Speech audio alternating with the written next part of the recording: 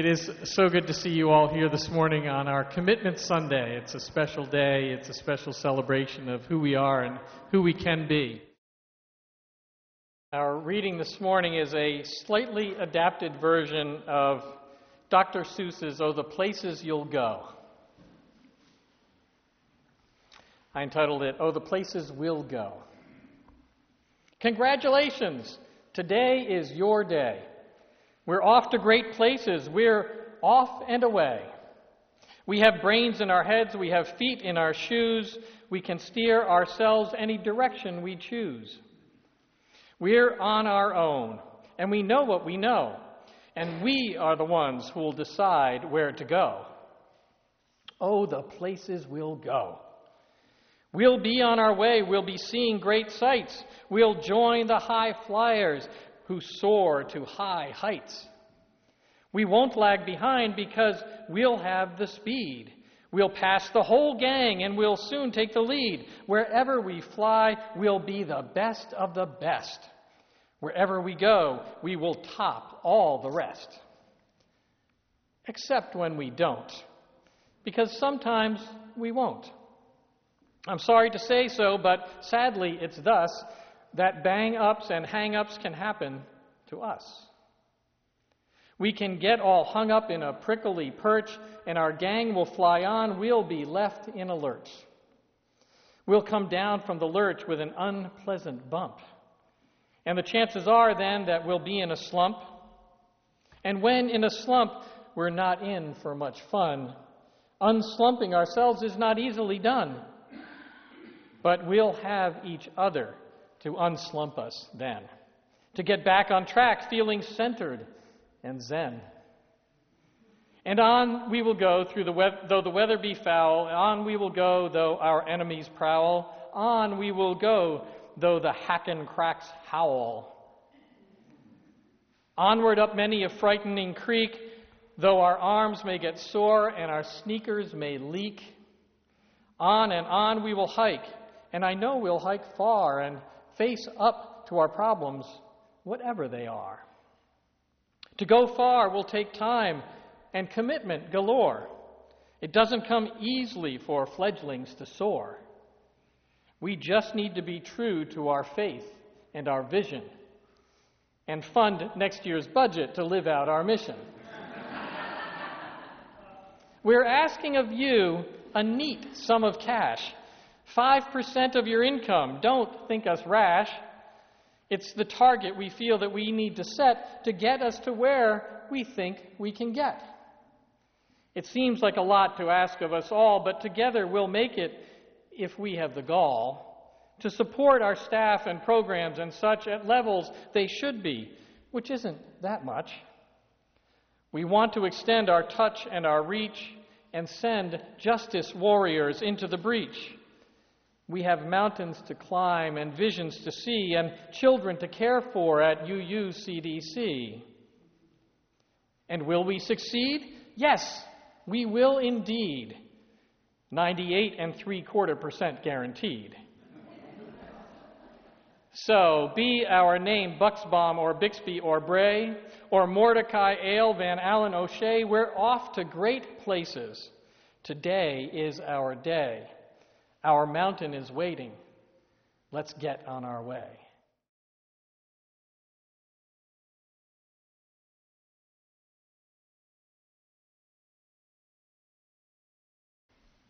Nearly 20 years ago, Amir Green was murdered in the East Germantown section of Philadelphia. Amir was just 20 years old, and as you would imagine, his murder shattered the life of his mother, Victoria Green. Mrs. Green has described what it's like to have a son who is murdered. You can't sleep. You can't eat, she said. You think you're going crazy. You think you're seeing your son walking up and down the street. You're hyper-vigilant. You're on guard all the time. You don't trust anyone. Victoria Green is a social worker by training, and within 5 years of her son's death, she founded the Amir Healing Center. Amir is the name of her dead son, and in the case of this organization, it stands for Every Murder is Real. Every murder is real. Amir's mission is to serve and support families and friends whose lives have been affected by murder. Volunteers and staff at Amir provide grief counseling and help guide survivors through the many feelings they will experience and the legal ramifications that are inevitable, says its website. Amir offers concrete, practical, and compassionate steps toward healing. Since founding Amir, every Wednesday, Victoria Green and the staff at Amir received communication from the City of Philadelphia Police Department listing homicide victims from all over the city in the past week. The staff then reaches out to all of the next of kin, offering their services, which have expanded beyond just trauma counseling to include legal assistance in trial preparation, in-court advocacy, funeral service referrals, conflict resolution, and even nutritional advice and food support. Families in search of therapy show up for grief counseling at the center and receive ongoing trauma support, sometimes for years following the murder of a loved one. It's impossible to know how many people have been served by Amir Healing Center, but it numbers in the hundreds and possibly even the thousands. Jim Gramling was a municipal court judge in Milwaukee, Wisconsin. As a judge, day in and day out, he witnessed the devastating effects that crime had on families. But he also noticed something of a recurring theme in his courtroom. Every day, men and women appeared before him, brought in on warrants for unpaid traffic tickets, for failure to pay child support, and other nonviolent offenses that required the payment of fines to the court or someone else. In the state of Wisconsin, he was required to suspend the driver's license of these people for 2 years for non-payment of fines. And it dawned on Judge Gramling that a first offense drunk driving conviction only required a 9-month suspension of licenses, and committing a hit and run only required a suspension of a year. And so he asked, why were the penalties for these non-driving infractions so high? Jim began to dig into the impacts of these suspensions and realized that they created a vortex of poverty in his community. Most of those who had lost their licenses because of unpaid traffic tickets or similar offenses were people of color who were already living on the edge. They often had to decide between paying these fines or these fees and paying their rent or putting food on the table.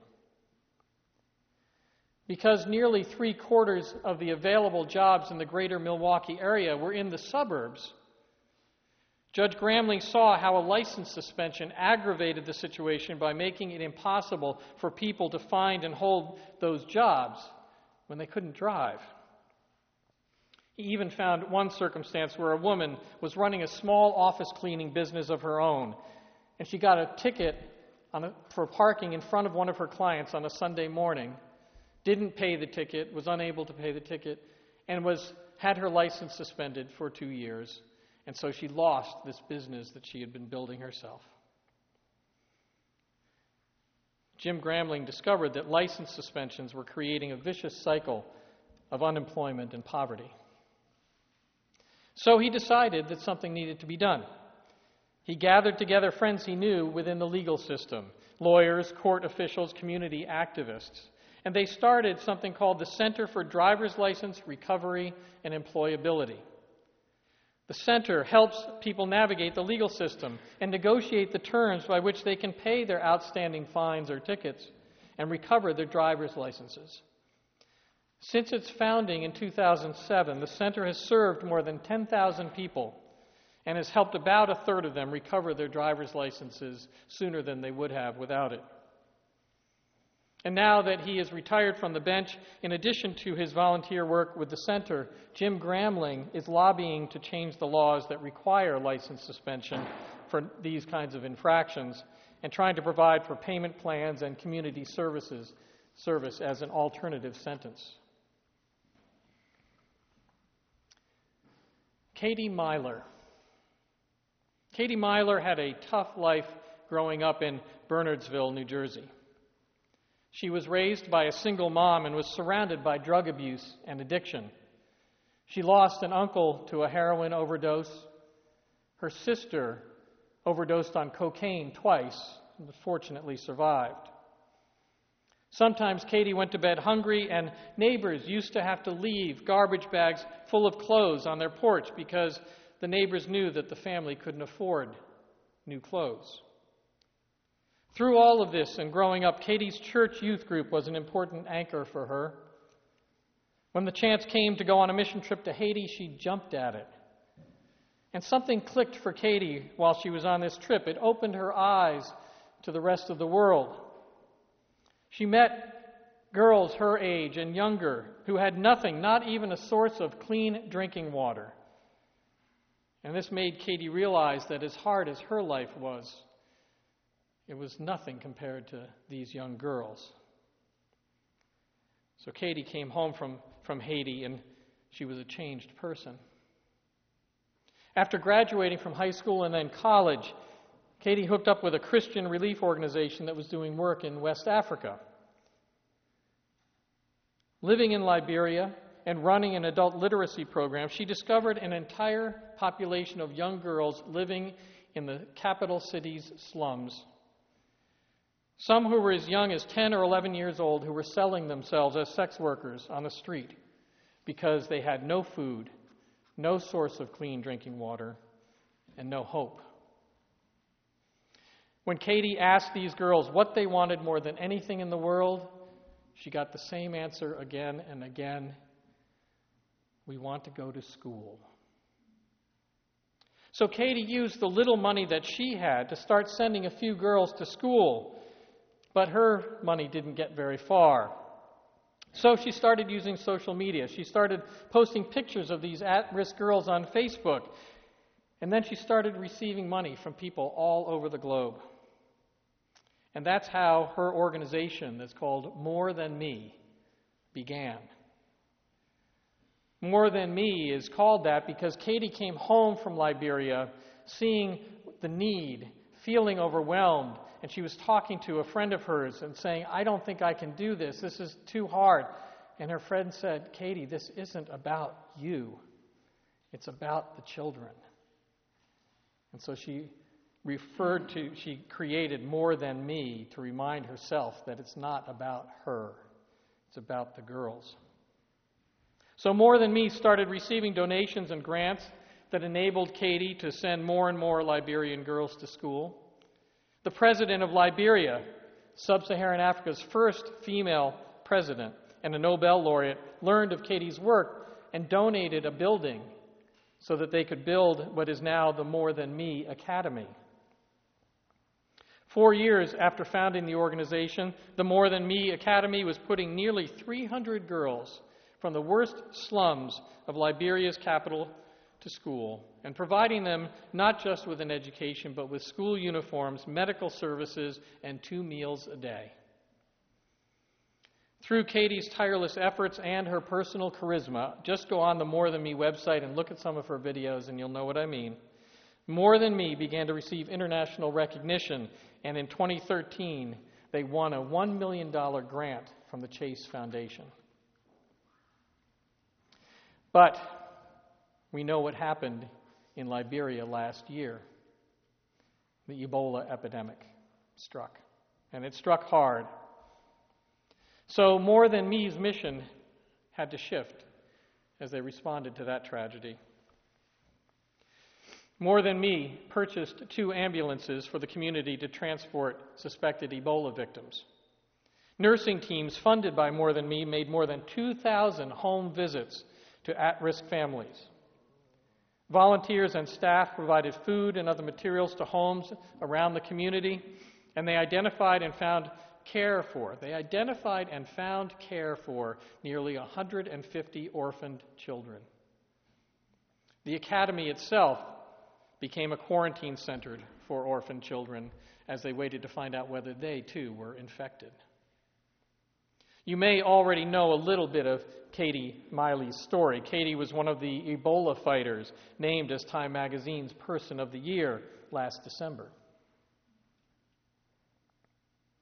This young girl from Bernardsville, New Jersey. These are inspiring stories, aren't they? I know I'm inspired. Stories about how one person can make a difference in the lives of so many.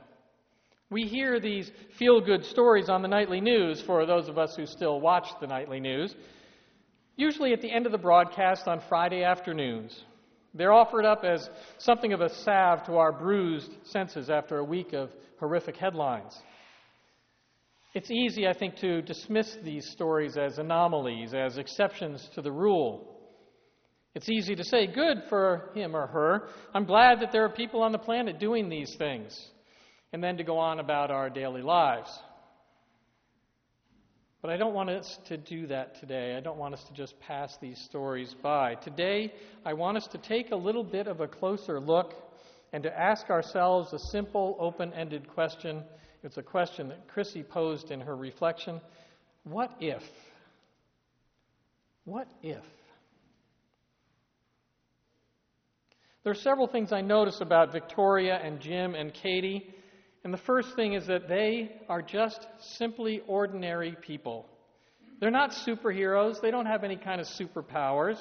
There is nothing more special about any of them than there are about any of us here in this room. What I also notice about Victoria, Jim, and Katie is that they were paying attention. Very close attention. They saw, they felt, they heard the world crying out to them. Now, we could say that Victoria Green had no choice because she was directly affected by the murder of her own son, but the truth is she had a choice. She could just have withdrawn into herself. Jim and Katie clearly could have turned their backs on what they saw, but they didn't. They didn't. All three of these people opened themselves up to the world, and they let it seep inside their souls. They were touched. They were moved. What I also notice about these three is that they didn't start what they started with any grandiose plans. They didn't have these masterful visions. Victoria simply wanted others who were going through what she went through to get some support. Jim saw people struggling in a system that he knew well. Katie just looked into the eyes of a child and asked, "What do you want? What do you need?" And then each of them just started.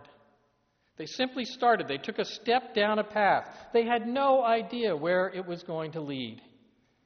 Maybe they could help one person or two, or perhaps a handful. There was no roadmap for them to follow, and failure certainly was an option. But it didn't stop them. It didn't stop them. So here we have ordinary people who saw a need and decided to meet it, and who took action without knowing where it would lead. So let's get back to that question. What if? What if? Because that's the question that we need to consider today as we face the future of our beloved congregation on this Commitment Sunday. What if? What if asks us to contemplate our potential? It asks us to consider our possibilities. What if asks us to set aside our fears, our insecurities? What if asks us to think big?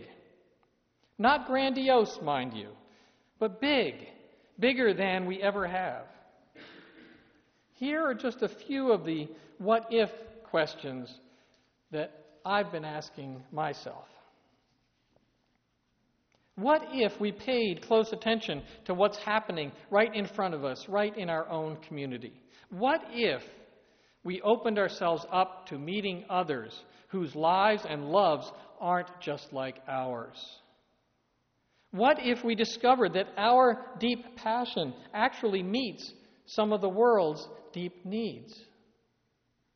What if our congregation started something without knowing where it was going to end up?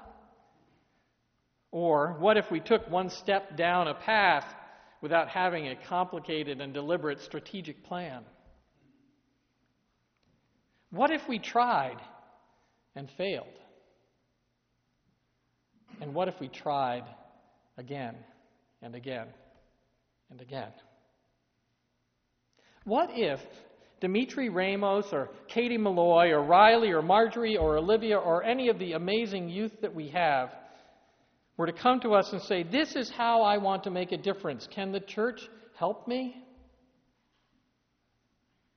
What if any one of us sitting here today were to ask that question?